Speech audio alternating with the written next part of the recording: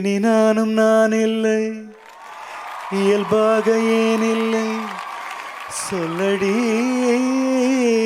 சொல்லடி. முன் போல நான் இல்லை, முகம் கூட எனதில்லை, ஏனடி ஏனடி. நானும் நீயும் ஏனோ இன்னும் வேறு வேறாய். தூரம் என்ற சொல்லை தூக்கில் போட்டு கொல்ல நீ வாராய். புறையேறும் போதெல்லாம் தனியாக சிரிக்கின்றேன், அது ஏனடி.